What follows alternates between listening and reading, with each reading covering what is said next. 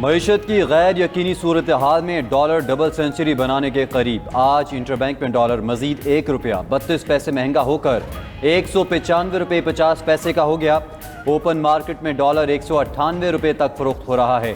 نئی حکومت آنے کے بعد سے اب تک ڈالر ₹13 تک مہنگا ہو چکا. ڈالر کی قیمت بڑھنے سے ملکی قرضوں کا بوجھ 1500 ارب روپے تک بڑھ گیا.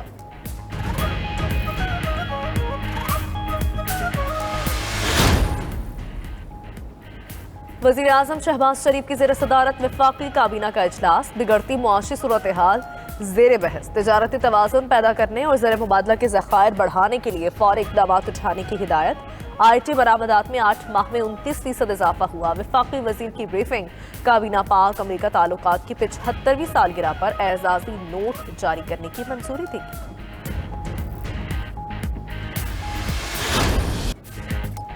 نئے الیکشن یا سخت فیصلے. وزیر اعظم شہباز شریف آج اتحادی جماعتوں کے ساتھ اہم بیٹھک کریں گے.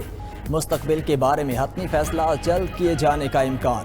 گزشتہ روز وزیر اعظم کی آصف زرداری، فضل الرحمان اور خالد مقبول صدیقی سے ملاقاتیں ہوئیں. معاشی سیاسی صورتحال پر گفتگو کی گئی.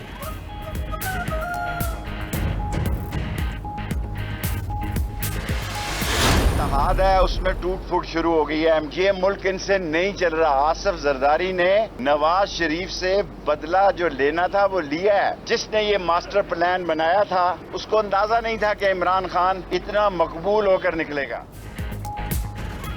امپورٹڈ حکومت سے ملک نہیں چل رہا. 48 گھنٹوں میں اہم فیصلے ہوں گے. شیخ رشید کا کہنا ہے اتحادی حکومت میں ٹوٹ پھوٹ شروع ہو گئی. حکومت دیکھ کر آصف علی زرداری نے نواز شریف سے بدلہ لیا. جس نے ماسٹر پلان بنایا اسے بھی علم نہیں تھا کہ عمران خان اتنا مقبول ہو جائے گا. ایف آئی اے میں کیسز ختم ہونے کا کام جاری ہے. کرائے کے لوگوں کے ذریعے شہباز، حمزہ اور فریال کے کیسز ختم کیے جائیں گے.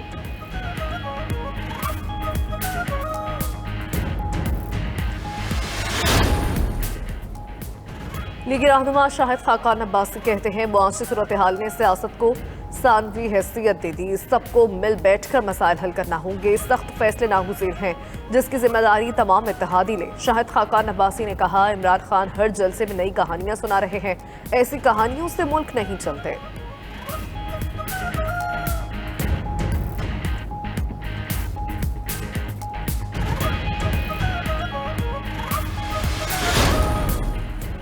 اسلام آباد ہائی کورٹ نے حنیف عباسی کو عوامی عہدہ رکھنے سے روک دیا. شیخ رشید کی درخواست کی سماعت میں چیف جسٹس اطہر من اللہ نے ریمارکس دیے. امید ہے حنیف عباسی آئندہ سماعت تک عوامی عہدہ استعمال نہیں کریں گے. عدالت کے استفسار پر وکیل احسن بھون نے کہا وہ عدالت کی معاونت کریں گے کہ معاون خصوصی کا عہدہ دیگر پبلک آفیسز جیسا نہیں.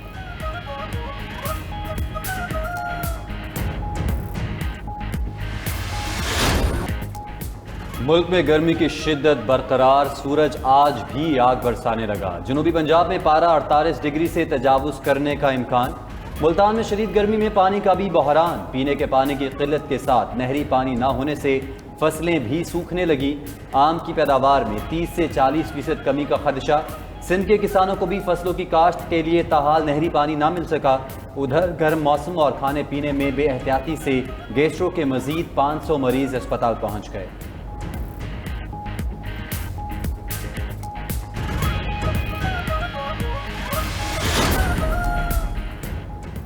کراچی کے رہائشی گرمی کے ساتھ لوڈ شیڈنگ سے پریشان. شہر میں 9 گھنٹے تک بجلی کی بندش. کے الیکٹرک کا 2000 میگا واٹ بجلی بنانے کا دعویٰ غلط نکلا.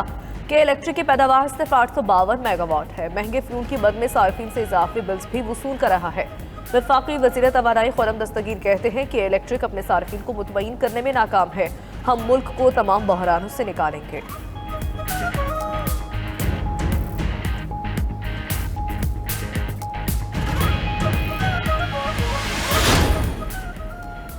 سندھ بھر میں 9ویں اور 10ویں جماعت کے سالانہ امتحانات کا آغاز. سیکیورٹی کے سخت انتظامات. تمام امتحانی مراکز میں طلبہ اور اساتذہ کے موبائل فونز لانے پر پابندی عائد. ادھر سوابی میں مردان بورڈ کے تحت ہونے والا 10ویں جماعت کا انگلش کا پیپر مقررہ وقت سے پہلے آؤٹ ہو گیا.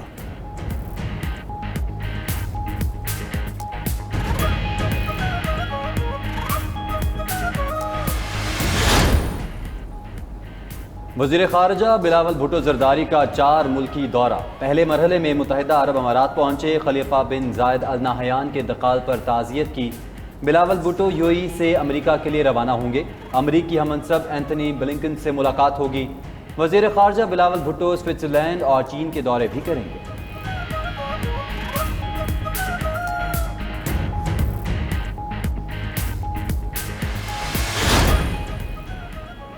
PTI ممنوعہ فارن فنڈنگ کی تحقیقات۔ PTI کے وکیل انور منصور نے دلائل دیے، کہا 2013 میں فنڈنگ میں جو بد انتظامی ہوئی وہ دانستہ رہی تھی۔ ممتاز مسلم اور محمد عزیر نے بھی PTI کو ذاتی حیثیت میں فنڈنگ دی۔ Chief election commissioner election commission نے مزید سماعت کل تک ملتوی کر دی۔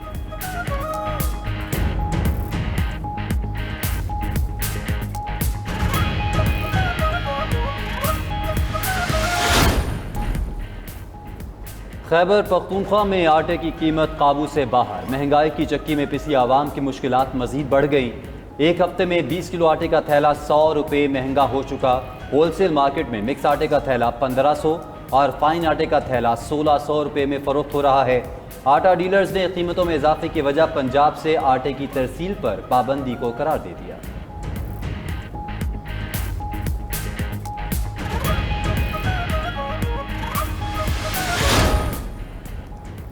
روس یوکرین جنگ کے بعد دنیا میں مہنگائی کا گراف مسلسل بلند، پیٹرولیم آئل اور کوکنگ آئل کے بعد گندم کا عالمی بحران سر اٹھانے لگا۔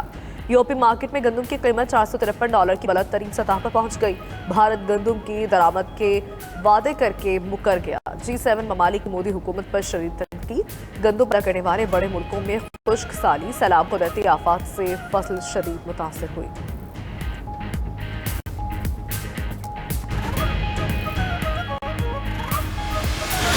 عرب کی مختلف فٹ بال لیگز میں دلچسپ مقابلے جاری۔ انگلش پریمیئر لیگ میں نیو کاسل نے آرسنل کو 2-0 سے شکست دے دی۔ اٹالین لیگ میں سیمپڈوریا نے فیورینٹینا کو 1 کے مقابلے میں 4 گول سے ہرا دیا۔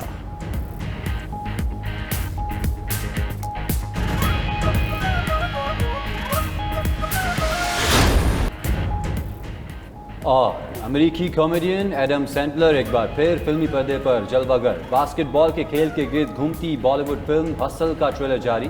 فلم 10 جون کو ریلیز کی جائے گی۔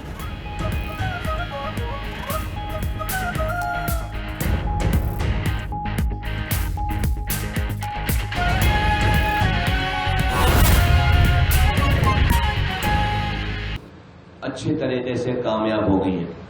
اس بات کے کہنے کے بعد میں یہ بھی بتانا چاہتا ہوں کہ پاک سرزمین پارٹی کی آرگنائزیشن سے بڑی آج اس وقت پاکستان میں کوئی آرگنائزیشن تنظیمی اسٹرکچر نہیں ہے کہ وہ میرے کارکنان، وہ میرے ذمہ داران جنہوں نے دن اور رات بغیر پیسے کے، بغیر کسی سرکاری سپورٹ کے، بغیر کسی دنیاوی سپورٹ کے، انہوں نے اپنی جانوں کو صرف استعمال کر کے، اپنے جیب کے پیسے کو استعمال کر کے جو 6 سالوں سے اس پاک زمین پارٹی کے پیغام کو، اس میسج کو گھر گھر پہنچانے کا کام کیا ہے پورے پاکستان بھر میں آواز لگا کر کہوں گا پورے پاکستان بھر میں، وہ بلوچستان بھی ہے، وہ پنجاب بھی ہے، وہ خیبر پختونخوا بھی ہے، وہ سندھ بھی ہے، اور وہ گلگت بلتستان بھی ہے، وہ کراچی بھی ہے، وہ حیدرآباد بھی، ہر جگہ جس طرح سے انہوں نے اس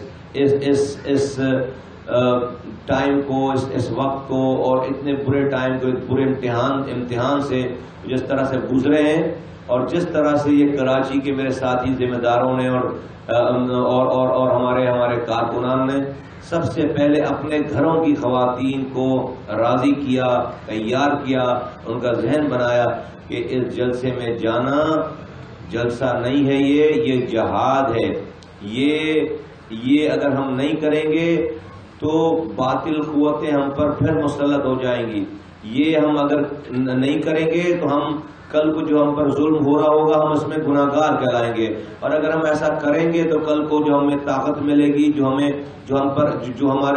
اس شہر میں اور اس صوبے میں لوگ آئیں گے، عوامی نمائندے آئیں گے، جو ہمیں طاقت ملے گی، اس طاقت کا جو استعمال عام آدمی کی بھلائی کے لیے ہوگا، وہ ہمارے لیے صدقہ جاریہ ہے۔ تو میں اپنے تمام ساتھیوں کو کاش کہ میں فردن سب کا نام لے سکتا، میں ذمہ داروں کو، ساتھیوں کو میں گلے لگا کر ان کا ماتھا چوم کر میں ان کو دل کی گہرائیوں سے میں ان کو بہت خراج تحسین پیش کرتا ہوں، میں بہت مبارکباد دیتا ہوں، میں بہت شاباش کہتا ہوں، میرا سر فخر سے بلند ہے، میں شکرانے کی نفلیں ادا کر رہا ہوں جب سے یہ سب کچھ ہوا ہے سارا، کہ اللہ تعالیٰ نے ہمیں کامیاب کر دیا ہے، اللہ تعالیٰ نے ہمیں کامیاب کر دیا ہے۔